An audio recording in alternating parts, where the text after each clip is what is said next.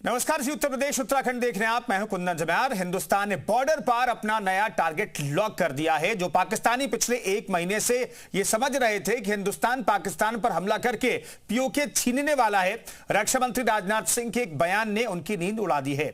बयान यह है कि पीओके तो आएगा ही, इंटरेस्ट के तौर पर पाकिस्तान को सिंध प्रांत भी देना पड़ेगा। लेकिन सवाल है कि यह मुमकिन कैसे होगा। तो देखिए ये स्पेशल रिपोर्ट।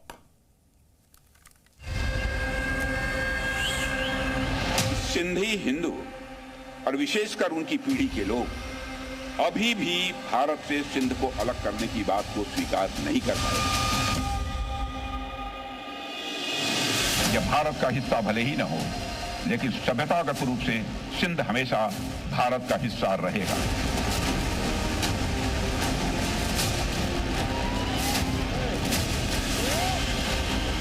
क्या पता कल को सिंध भारत में फिर से वापस आए।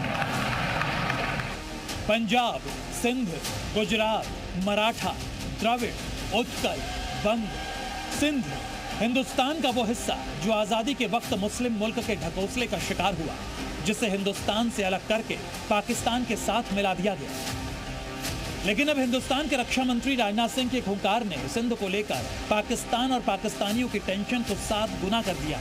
दुनिया भर में कश्मीर कश्मीर का रोना रोने वाले पाकिस्तान के बयानवीरों में हड़कंप है कि आखिर हिंदुस्तान के टारगेट पर सिंध कहां से आ गया। नहीं मैडम, घबराने की बात तो है, क्योंकि अखंड भारत के जिस प्रण को लेकर भारत सरकार चल रही है, उसमें सिंध का शामिल होना लाजमी सा लगता है। क्योंकि 78 साल पहले दुनिया के नक्शे में जो पाकिस्तान आया, उस पूरे पाकिस्तान का वजूद ही हिंदुस्तान से निकला है। इतिहास गवाह है कि सिंध प्रांत को प्राचीन भारत का एक अहम केंद्र माना जाता था। पुरातत्व के सबूत बताते हैं कि सिंधु नदी के किनारे प्राचीन सिंधु घाटी सभ्यता विकसित हुई और भारत का इतिहास सिंधु घाटी सभ्यता से शुरू होता है, जिसे हम हड़प्पा सभ्यता के नाम से भी जानते हैं। यही प्राचीन शहर मोहनजोदाड़ो को दुनिया की सबसे पुरानी नगरीय व्यवस्था माना जाता है। सिंध या सिंधु देश का वर्णन ऋग्वेद में भी मिलता है, जिसे सप्त सिंधु कहा गया है। कि सिंधी हिंदू और विशेषकर उनकी पीढ़ी के लोग अभी भी भारत से सिंध को अलग करने की बात को स्वीकार नहीं कर पाए हैं। न केवल सिंध में बल्कि पूरे भारत में हिंदू सिंधु नदी को पवित्र मानते थे। सिंध के कई मुसलमान भी मानते थे कि सिंधु का जल मक्का के आबे जमजम से कम पवित्र नहीं है।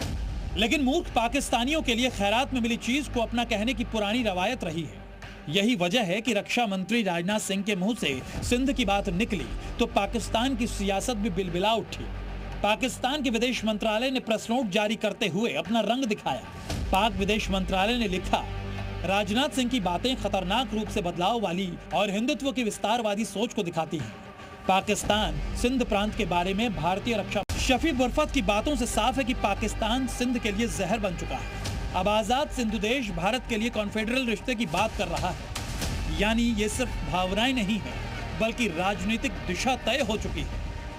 पाकिस्तान के डिफेंस मिनिस्टर से सिंध के बारे में सुनना पाकिस्तान के लिए कोढ़ में खाज होने जैसा भी है, क्योंकि जिस पाकिस्तान की इकोनॉमी को रह रहकर हार्ट अटैक आ जाता है, उस इकोनॉमी को सिंध का CPR ही जिंदा रखे हुए है। क्योंकि सिंध वो प्रांत है जो आज की तारीख में पाकिस्तान की आबादी, अर्थव्यवस्था और पहचान तीनों का बड़ा आधार है। आंकड़ों की माने तो सिंध पाकिस्तान का तीसरा सबसे बड़ा प्रांत है। सिंध की कुल आबादी 5 करोड़ 56 लाख से ज्यादा है। पाकिस्तान का सबसे बड़ा शहर और आर्थिक राजधानी कराची सिंध में ही है। पाकिस्तान की कुल GDP में करीब 30% से ज्यादा का योगदान सिंध से आता है। पाकिस्तान की बड़ी इंडस्ट्रीज, बैंकिंग, पोर्ट, ट्रेड सब सिंध से ही होता है। लेकिन पाकिस्तान की तानाशाह बन चुकी बुज़दिल सरकार KPK और बलूचिस्तान की तरह सिंध पर भी अत्याचार कर रही है। यहाँ भी लोगों को मारा जा रहा है, अगवा किया जा रहा है और पाकिस्तान के दूसरे प्रांतों की तरह सिंध में भी आज़ादी की छटपटाहट दिखाई पड़ने लगी है। सिंध में पिछले कई सालों से आग लगी हुई है। हाल में तो इस कदर प्रदर्शन हुए जिन्होंने जिन्ना लैंड की फील्ड आर्मी और उसके फील्ड मार्शल कम तानाशाह मुल्ला मुनीर और कठपुतली शहबाज सरकार की नींद उड़ा दी। नहर परियोजनाओं के खिलाफ जबरदस्त प्रदर्शन हुए। मई 2025 में मोरो बाईपास पर शांतिपूर्ण प्रदर्शन पर गोलियां चली। गोलीकांड में 2 युवकों की मौत हुई और गुस्साई भीड़ ने मंत्री का घर जला दिया। मार्च 2025 में जय सिंध फ्रीडम मूवमेंट और छात्रों पर लाठीचार्ज किया गया। अप्रैल 2025 में बाबर लोई में बिना नंबर वाली गाड़ियों से खुलेआम फायरिंग की गई। यानी पूरा पाकिस्तान ही अब जंग का मैदान बन चुका है। एक तरफ पाकिस्तान को अपनी जागीर समझने वाले हुक्मरान और फील्ड मार्शल जंग की आड़ में अपनी जेबें भर रहे हैं, तो वहीं आवाम अपनी खाली जेबों को दुरुस्त करने के लिए अपनी ही लड़ाई लड़ रही है। और मुल्क के हालात इस कदर खराब हो चुके हैं कि पाकिस्तान के बिखरने के लिए सिर्फ एक चोट ही काफी है। ब्यूरो रिपोर्ट, जी मीडिया।